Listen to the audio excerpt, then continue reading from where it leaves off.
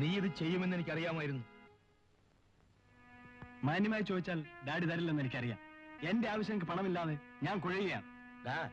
നീ ചോദിക്കുമ്പോൾ പണം വാരി തരാൻ എന്റെ നോട്ട് എടുക്കുന്ന യന്ത്രമൊന്നുമില്ല. നീ കാരണം എനിക്ക് തല ഉയർത്തി നടക്കാൻ വയ്യാതെ. ഡാഡി വളർന്നത് പാവപ്പെട്ട ചായക്കടക്കാരൻ രാമുവിന്റെ മകനായിട്ടാണ്. ഞാൻ ശേഖർ മുതലാളിയുടെ മകനാണ്. എനിക്ക് എന്റേതായ ചെലവുകളുണ്ട്. ഡാഡി, നീ എന്റെ മകനല്ലടാ. ഇന്നു മുതൽ ഈ വീടിനകത്ത് കാലൂത്തരുത്. ഇറങ്ങടാ വിളി. ഡാഡി, ഇറങ്ങാനാ പറഞ്ഞത്.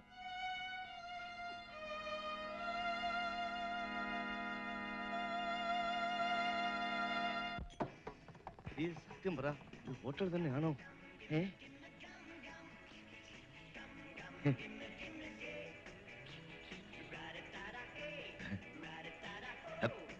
ക്ഷമിക്കണം.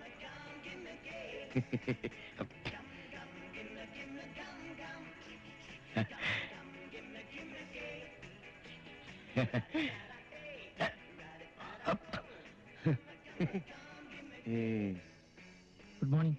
നമസ്കാരം. ഇരിക്കണം. സാറിന് എന്താ വേണ്ടേ? കാപ്പി ഉണ്ടോ? ഉണ്ടല്ലോ. എന്താ വില? 2 രൂപ.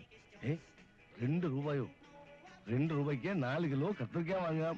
4 ദിവസം സാമ്പാർ വയ്ക്കാം. എനിക്കൊരു ഐസ്ക്രീം തിന്നണോ? ഐസ്ക്രീമാ? അതെല്ലാം ഒന്നും വേണ്ട. വെളിയില പോയിട്ട് നല്ല കപ്പലണ്ടി മുട്ടായി വാങ്ങിത്തരാം. സ്വാമി ഇവിടെ ഉണ്ടായിരുന്നു. സ്വാമിയെ ഞാൻ എവിടെയെല്ലാം തിരക്കി. പിന്നെ എനിക്ക് അത്യാവശ്യമായിട്ട് കുറച്ച് രൂപ വേണം.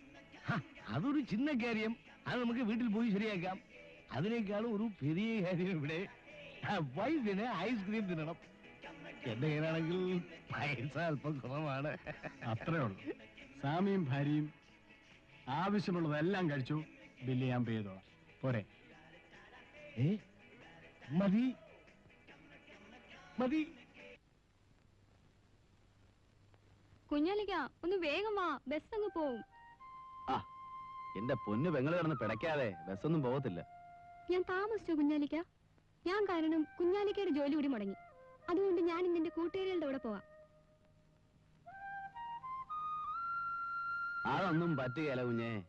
നിന്നെ കെട്ടിച്ചയക്കുന്നവരെ ഇതൊക്കെ എന്റെ ജോലിയാ. നടക്ക്.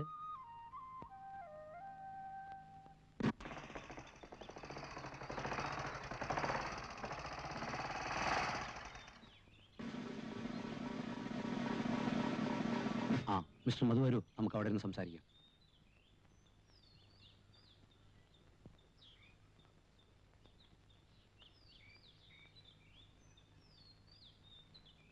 ഇരിക്കൂ. വളരെ പ്രധാനപ്പെട്ട ഒരു കാര്യം പറയാനാണ് മിസ്റ്റർ മധുവിനെ വിളിപ്പിച്ചത്. എന്താ സാർ? പുതിയ തലമുറയിലെ വളരെ സമർത്ഥനായ ഒരു ഉദ്യോഗസ്ഥനാണ് മിസ്റ്റർ മധു എന്ന് ചുരുങ്ങിയ കാലം കൊണ്ട് നിങ്ങൾ തെളിയിച്ചു കഴിഞ്ഞു. Thank you sir. Thank you very much. IG ഇന്നലെയും നിങ്ങളെപ്പറ്റി എന്നോട് സംസാരിച്ചു. ബൈ ദ വേ മിസ്റ്റർ മധു, നഗരത്തിൽ വലിയൊരു കള്ളക്കടത്ത് സംഘം പ്രവർത്തിക്കുന്നുണ്ട്. തമിഴ്നാട്ടിൽ നിന്ന് വരുന്ന ലോറികളിലും കർണാടകത്തിലേക്ക് പോകുന്ന ലോറികളുമായാണ് പ്രധാനമായി സാധനങ്ങൾ കൈമാറുന്നത്. കുറ്റവാളികളുടെ ലിസ്റ്റും ഫോട്ടോകളും അടങ്ങുന്ന ആൽബം തമിഴ്നാട്ടിൽ നിന്നും കിട്ടാനുണ്ട്. കിട്ടിക്കഴിഞ്ഞാൽ വേണ്ടുന്ന നിർദ്ദേശങ്ങൾ ഞാൻ തരാം. Sir, I shall be faithful and sincere to my work. I have the best faith on you. Best of luck, Mr. Madhu. Okay.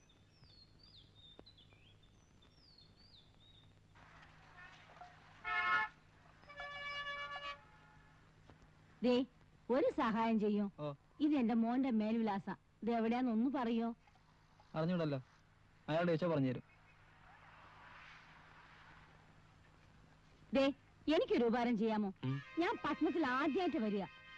എന്റെ മോനെ കണ്ടുപിടിക്കാതെ എനിക്ക് തിരിച്ച് നാട്ടിൽ പോകാൻ പറ്റില്ല. ആരാ നിങ്ങളുടെ മോൻ? കഴിഞ്ഞ മാസം ഒഴിച്ച് എല്ലാ മാസവും അവൻ പണം അയക്കായിരുന്നു. ഉള്ളതെല്ലാം വിറ്റാണ് ഞാൻ അവനെ പഠിപ്പിച്ചത്. അവന്റെ അച്ഛൻ ഇപ്പൊ തളർവാദം പിടിച്ച് കിടക്കയില്ല. ഏതോ വലിയ ആഫീസിലാ അവന് ജോലി. അമ്മ വിഷമിക്കണ്ട, നമുക്ക് കണ്ടുപിടിക്കാം. വരൂ, അങ്ങോട്ട് പോവാം.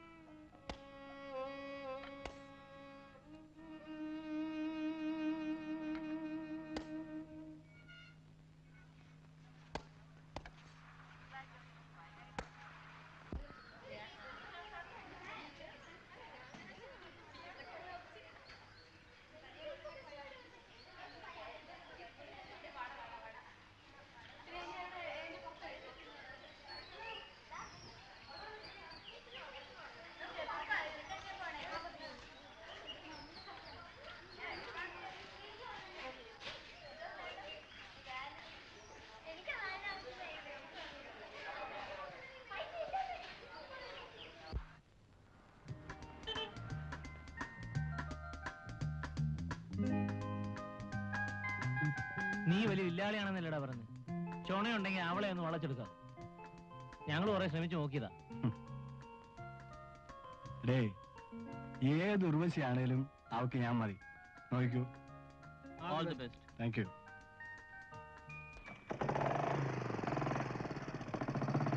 ഓക്കേടാ, ബൈ.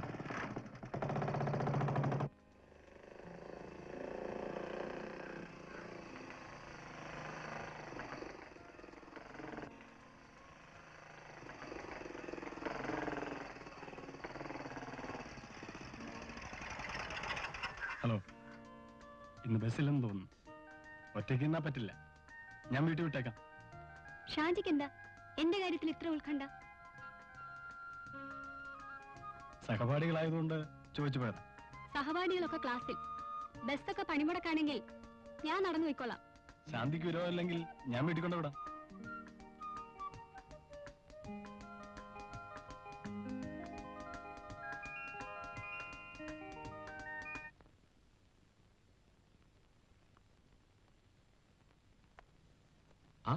കുഞ്ഞാലിയോ? ഇരിക്കൂ. വേണ്ട, ഞാനിവിടെ നിന്നോളാം. ഞാൻ നിന്നെ വിളിപ്പിച്ചത് ഒരു കാര്യം പറയാനാണ്. നീ ആവശ്യമില്ലാതെ എന്റെ തൊഴിലാളികളുടെ കാര്യത്തിൽ ഇടപെടരുത്. നിനക്ക് ആവശ്യമുള്ള പണം ഞാൻ തരാം. നക്കാപ്പിച്ചയ്ക്ക് നാണം പണയം വെക്കുന്ന ചിലർ ഞങ്ങളുടെ കൂട്ടത്തിലുണ്ടാവും. പക്ഷെ എന്നെ അതിന് കിട്ടില്ല. ഞാൻ ആർത്ഥത്തിൽ പറഞ്ഞതല്ല.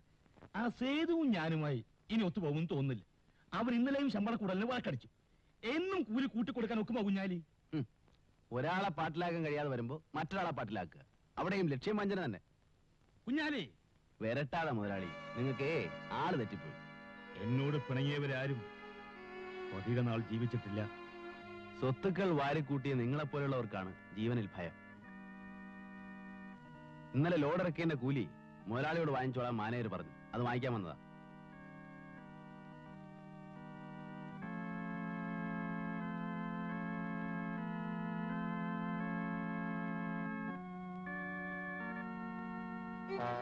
ആ രൂപയെടുത്ത് കയ്യിൽ തരണം.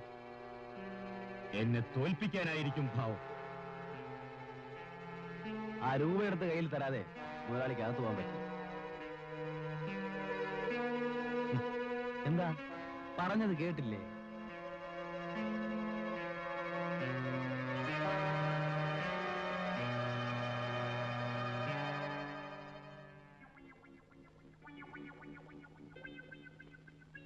അവനെ വിട്ടുകളഞ്ഞോ മുതലാളി? മുതലാളി ഒന്ന് മൂടിയിരുന്നെങ്കിൽ അവന്റെ വാരിയിൽ ഞാൻ ഊരിയെടുത്തേ. അയ്യോ, ഞാൻ ഓർത്ത് അവനായിരിക്കും. ചേട്ടാ, ഇത് കൊള്ളാമല്ലോ. പരീക്ഷ തോറ്റതിന് പല്ല് കൊടുത്തിട്ടാ ഏറെ. അവനെ പേടിച്ച് അവൻ ചോദിച്ച പണം കൊടുത്തു. ഞാൻ പാവപ്പെട്ടതല്ല, എന്നെ തോളേ കയറിക്കും. എനിക്ക് ചോദിക്കാനും പറയാനും ആളില്ലല്ലോ. പോകാനാ പറഞ്ഞത്?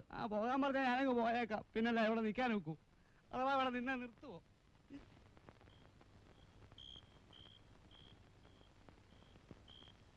എന്റെ മോൻ ഇത്രയും വലിയ ഉദ്യോഗസ്ഥനായിട്ടും ഈ പട്ടണത്തിൽ ആരും അറിയാതെ പോയല്ലോ. ഞങ്ങളൊക്കെ പാവങ്ങളില്ലേ അമ്മേ? വലിയ ആൾക്കാരെയൊന്നും ഞങ്ങൾക്ക് പരിചയമില്ല.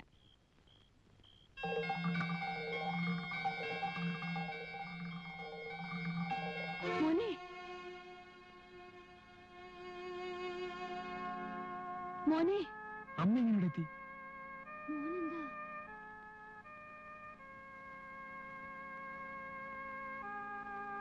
മോനെന്താ ഈ കൂലിപ്പണിക്കാരന്റെ വേഷത്തിൽ?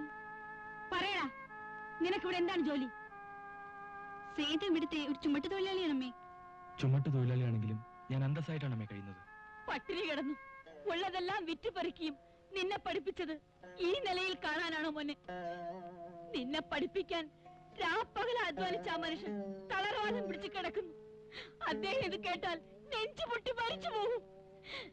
ഞാൻ മാത്രമല്ലമ്മേ, നമ്മുടെ നാട്ടിലെ ഭൂരിപക്ഷം ജോലിയില്ലാത്ത ആൾക്കാരും കൂലിപ്പണിയെടുത്താണ് പട്ടിണിയില്ല കഴിഞ്ഞുകൂടുന്നത്. എന്റെ പൊന്നുമോൻ ചുമടെടുത്ത കാശ് കൊണ്ടാണോടാ ഞങ്ങൾ ഇത്രയും നാൾ ആഹാരം കഴിച്ചത്? നീ എന്തുകൊണ്ട് ഇത് ഞങ്ങളോട് നേരത്തെ പറഞ്ഞില്ല?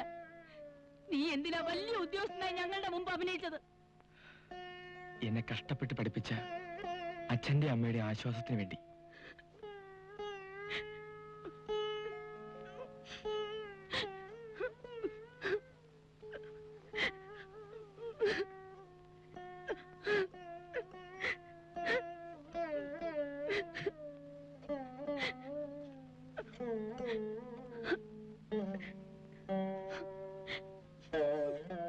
ഇല്ലടാ, ഞാൻ എങ്ങും വരുന്നില്ല. ചെല്ലു അമ്മേ. വരുന്നേ